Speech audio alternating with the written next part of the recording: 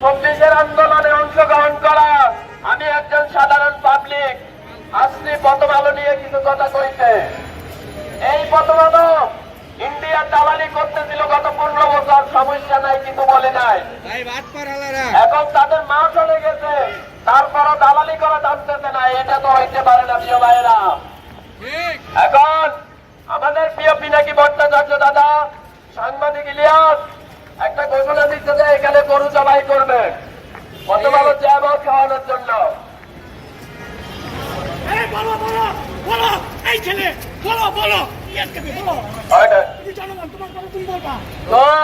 গরু জবাই আমি মূলত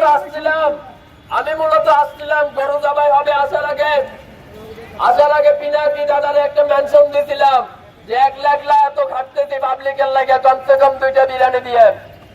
এখন আইসা দেখতেছি গরু তো দিলই না, গরু আসতেছে, কালকে আসবে।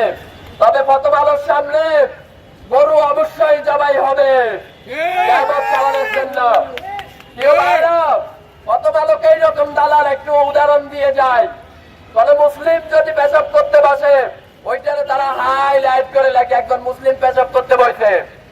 আর কোন ভারতের দালাল, আওয়ামী লীগের দালাল যদি কাউরে খুন করে ফেলে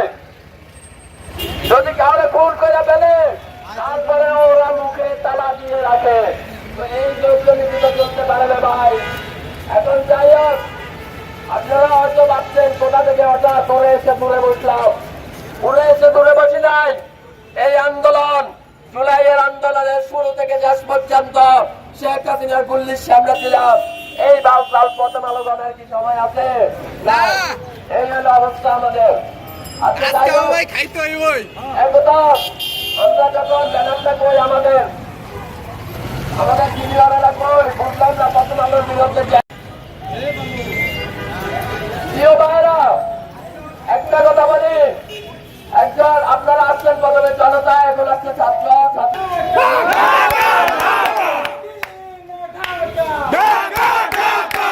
আমি বেশি কিছু বলবো না, আমাদের সিনিয়র ভাইরা একটু বলবে, আমি তো অসুস্থ, আগে বলে শেষ করে দিয়ে যাই। আজ থেকে 1 সপ্তাহ আগে 1 লাখ বাংলাদেশের পাবলিক মায়ের খাওয়া তারা ভালো হয় না। এই হইল প্রথম আলো।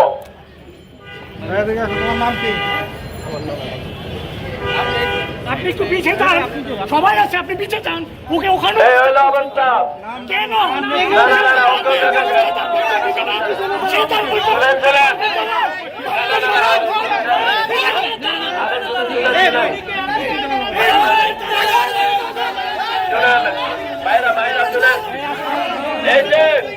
একটা বাস্তব কথা বলি আজকে যে বাইরা একটু যাবেন 2 মিনিট বাস্তব কথা বলে চলে যাবো প্রিয় ভাইয়েরা। একটা বাস্তব কথা বলি, এই যে আজকে আমরা লোকেরা এখানে সাধারণ পাবলিক এখানে এসে জড়ো হয়েছি একটা যৌক্তিক দাবির বিরুদ্ধে, সেটা হচ্ছে প্রথম আলোকে বন্ধ করতে হবে। কিন্তু সরকার কোনো অ্যাকশন নিতেছে না, যার কারণে আমাদেরকে রাস্তায় আসতে হইল।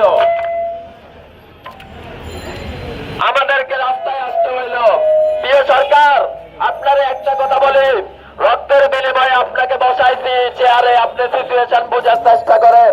এই যে লোকগুলো একসাথে হইতে এখানে যদি আওয়ামী লীগের কলদোষের একটা গুলি চালাই দেয়, তখন আমরা কি আওয়ামী লীগের পদত্যাগ চাইবো না সরকারের? তাহলে এই যে বিষয়টা, ছোটখাটো বিষয়টা, এই কথাটা আপনাকে কানে কে দিবে? আপনার গোয়েন্দা সংস্থা দিবে। সুতরাং আমাদের এখানে আসার আগে গোয়েন্দা সংস্থার বলার উচিত ছিল যে প্রিয় সরকার প্রথম আলোকে বন্ধ করে দেন। কারণ পাবলিক যখন প্রথম আলোর সামনে দাঁড়াবে, ওইখানে যখন আওয়ামী লীগের লোকেরা গুলি চালাবে, মানুষ আপনার পদত্যাগ চাইবে, আওয়ামী লীগের না। তাহলে এই যে আমাদের গোয়েন্দা সংস্থার ব্যর্থতা, এখানে আমি জানি গোয়েন্দার অনেক লোক আছে, মাগরিবের পরে সরকারের কানে কানে গিয়ে বলবে প্রিয় সরকার রাস্তাঘাট ঠিক আছে, কোনো সমস্যা নাই, আসলে তো মানুষ এখানে এসে জান দিয়ে ফেলতেছে। তো সরকার মনে করবে রাস্তাঘাটে কোনো সমস্যা নাই। গোয়েন্দারা কেন এটা চাইবে? কারণ গোয়েন্দারা চায় আমরা একটু অনাকাঙ্ক্ষিত ঘটনা ঘটাই দিই, আর এটা আর একটু বেশি হয়ে যাক, আর বিনিময়ে আমরাই সরকারের পদত্যাগ চাই। গোয়েন্দারা এটা চায়। তো প্রিয় গোয়েন্দা ভাইরা, অ্যাকসেপ্ট দ্য সিচুয়েশন, আপনারা এটা মেনে নেন। আপনার মা এই দেশ ছেড়ে চলে গেছে, আপনারা এটা বুঝতে পারতেছেন না কেন?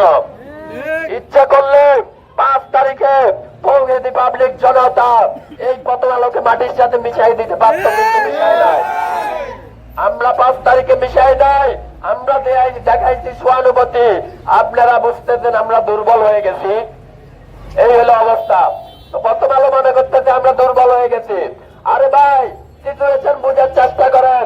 রাস্তায় দিয়ে যখন প্রথম আলো কি জানো নাম, সম্পাদকের নাম কি জানো? মাহফুজ নাম দিতে মতিউর রহমান, কত সুন্দর নাম, নাম দিতে ইসলামিক, আর বাটপারি করে ভারতের হয়ে। এই হলো বাংলাদেশের অবস্থা। এই ইসলামদারি নামদারি মতিউর, এরা ইসলামের যত ক্ষতি করছে কোন হিন্দু ভাইও ইসলামের এত ক্ষতি করে নাই। এটা হলো বাস্তবতা। যখন কোন মুসলিম পেশাব করতে বসে তখন সে কি করে? একজন মুসলিম পেশাব করতে বসছে কারওয়ান বাজার ভাষাই দিতে। আর যখন হিন্দু একটা লোকের মাইরা খুন করে একদম সাফাই করে ফেলায়, ভারতের কোন দালাল, আওয়ামী লীগের কোন দালাল মাইরা সাফাই করে ফেলায়, তখন সে বসে বসে দেখে যেটা মন তো এটা দেখার দরকার নাই। এই হলো প্রথম আলোর অবস্থা। তো ভাই, এগুলো তো আমরা মানবো না। আমরা তো জুলাই আন্দোলনের রাস্তায় ছিলাম।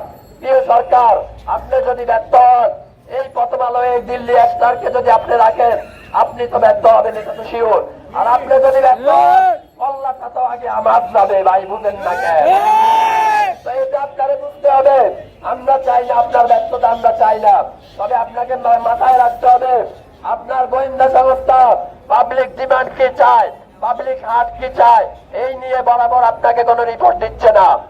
আমি বলবো ডিজিএফআই থেকে এনএফআই যতগুলো গোয়েন্দা সংস্থা আছে এদেরকে লাঠি মেরে বের করে দেন।